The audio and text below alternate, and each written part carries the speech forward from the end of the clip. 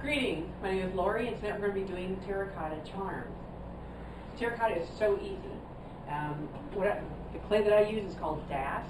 You get everything here you can get at Hobby Lobby. So let me back up a bit. Especially go to Hobby Lobby and bring your coupons. I use DAS clay. It's terracotta. You can also get it in white. But I like the fact that it's more red, so it's just a nicer texture, a nicer color for me. But it is air dried. You see here, and that's the big thing, is air dried. One less step for you to worry about. If you have to cook it, is your oven too hot? Did you not cook it long enough? Whatever. It's one less thing you need to worry about. Just get it air dried, let it sit a few days, and you are good to go. The other things you'll need for this, besides the DAS clay, parchment paper, or just do it straight on your counter. I use parchment paper. You'll need something to string your charm when it's over with. Here's hemp, again at Hobby Lobby, or you can use the ribbon. You're going to need to punch a hole in your terracotta. You can use straws or a bigger straw. Be mindful of what you're going to use to string your charm. If it's something like hemp, you can use a small straw. If it's something like ribbon, you may want to use the bigger straw.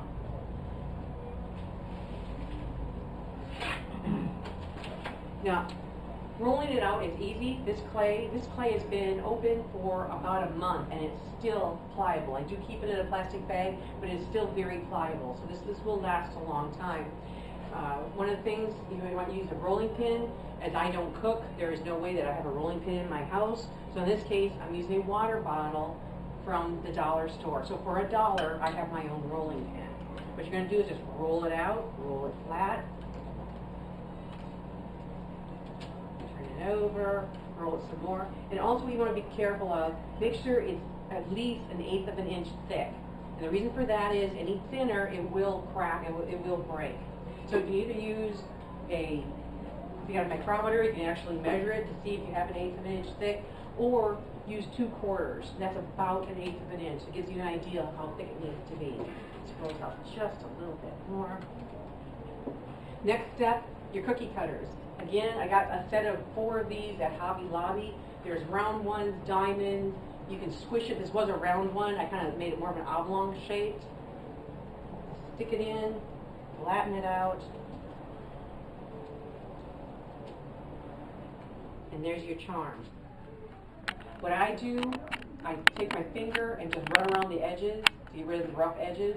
Some people wait till it's dry and use sandpaper. That's perfectly fine too. I just take my finger and run around it. Next thing you want to do is put a stamp on your charm.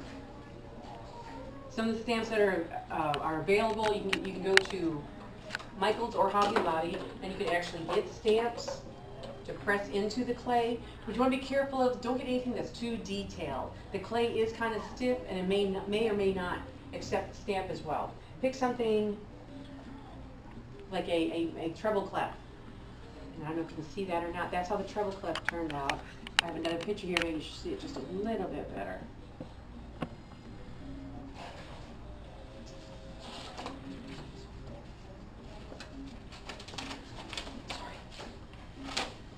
Here's a better picture of the treble clef. So it did turn out, but because it's a rubber onto the clay, to me it didn't work as good. What I did, I took a laser engraver, which I know not everyone has a laser engraver, but I cut out certain patterns, which is shown here, the feet, the monogram, and the dragonflies. If you don't have a laser engraver, which you probably don't, I'm sure a trophy shop or someone local could probably help you with it. Take them the pattern, say, hey, this is what I want. They might be able to do it for you for relatively cheap. In this case, let's take the A, and all you're going to do is press it down on the clay itself, press it nice and firmly, lift it up, and there you're going to have a nice monogram. And this is what I did this afternoon. So it's a very nice monogram, nice and clean, nice and clear. So I suggest doing the design first before you poke the hole, just to make sure you have enough room for the hole. And again, take a straw, find a nice spot on top, run it through. And also what's nice about the straw, if the clay gets stuck up inside, just snip it off with the scissors and you're good to go again. Piece of cake. And there you go. There you have your charm. Lay it out for a day. I would turn it over on occasion. Like I did these on Sunday. I came back in this was done on Sunday, and what I did, I laid it out to dry. Then on Monday, I turned it over just to dry the other side. So this is one. So this one was done today. This one was done 2 days ago. So you see how it dries real nice. You're gonna see a wet spot. You're gonna know it's darker. So make sure that it's dry. You're gonna see that it's darker. And these are pretty much more of a clear pink.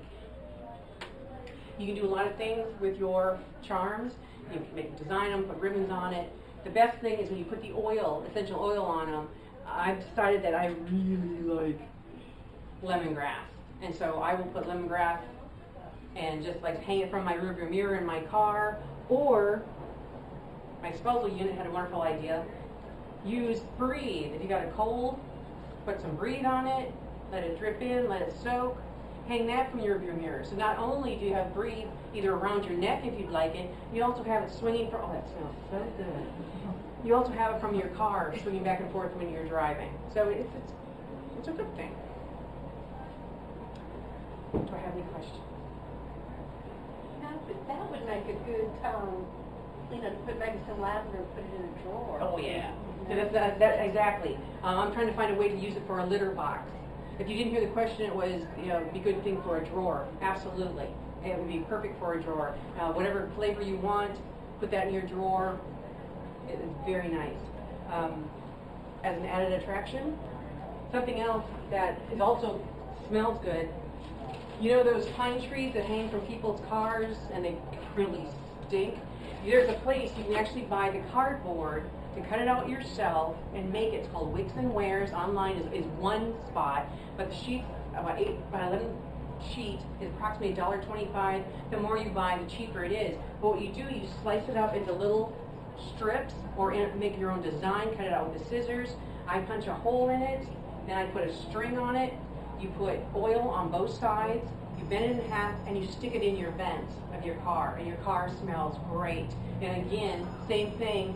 This would also work if you stuck it in your drawers, your closet.